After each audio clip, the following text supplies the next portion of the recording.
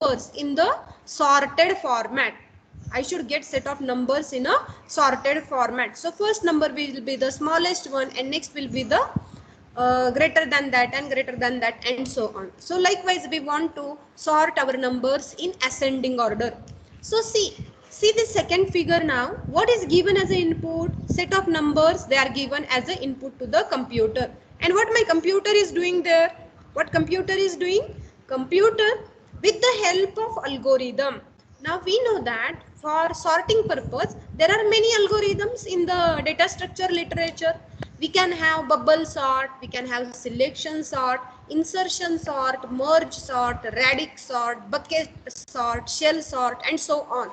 So out of these many sorting technique, which sorting technique algorithm you have written? So that specific algorithm will be given as an input to the computer. And then once you apply that sorting algorithm, then you are supposed to get the desired output. So if I give input as 53283, then what is the expected output for sorting algorithm? It will be 2, 3, 3, 5, and 8.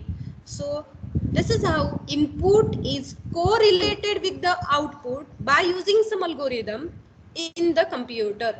Okay. So next, let us proceed to what is problem solving. What is problem solving?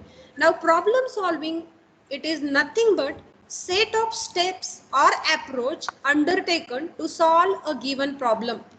Set of steps or approach which is undertaken to solve a given problem. Now see, there are two problems which I have put on the slide. You can see the first one, wherein you need to reach from one source to other destination, and many of us are playing this game as well, wherein you need to enter from one of the part and then you should try to find a way to come out of the maze. Okay. And second one is like arranging the surfaces so that same color blocks will appear on the one side. So this is very nice. These are very nice problems which we are playing, maybe not every day but in our day-to-day life. Okay. So the figure on the left hand side, it shows that there are 4 steps in solving any problem. Can you see the cycle? That first step here means define the problem. Define the problem means what? Find out what is the problem to be solved. Okay. What is the problem to be solved? Define a problem. But see, problem should be solvable. Okay. Problem should be solvable. We can't have a problem like count number of stars in the sky. Yes, that is a problem. We can't say like count number of hairs. Okay. So that is also a problem, but it is not solvable. We can't simply count number of stars in the sky, or we simply can't count how many hairs are there. Or if I will ask you to measure how many liters of water is there in an ocean, that is not a solvable problem. Okay, are you getting? So define a problem means what? You see that problem is solvable, so define your problem appropriately. Okay. So if your problem is very large, then you need to set the boundaries for the problem solving. Okay. So based on that, then you try to generate new ideas. Try to find out what are the new innovative solutions to solve that problem.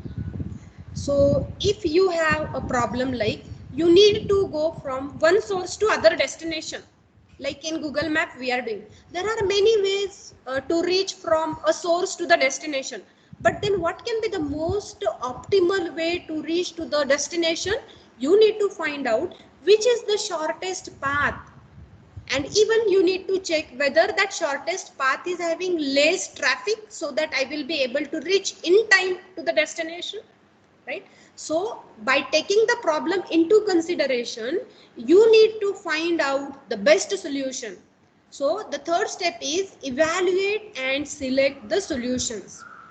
Evaluate and select the solution. So once you decide that yes, I want to go with this particular solution, then you see how to implement that particular solution.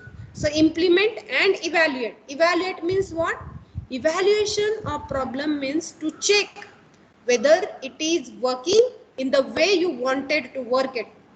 Okay, so for every problem we have some purpose, we have some purpose or application. So evaluation is to check whether your program is working correctly. Is it working in the way that you wanted to work it out? So if it is behaving properly, if it is giving you the desired output, then we say that program is successfully implemented. Okay, so very simple 4 steps are there in any common problem solving. First is define the problem, second is generate new innovative ideas, third is evaluate and select the solution, and then fourth is implement and evaluate. So to summarize, what is problem solving? It is nothing but set of steps or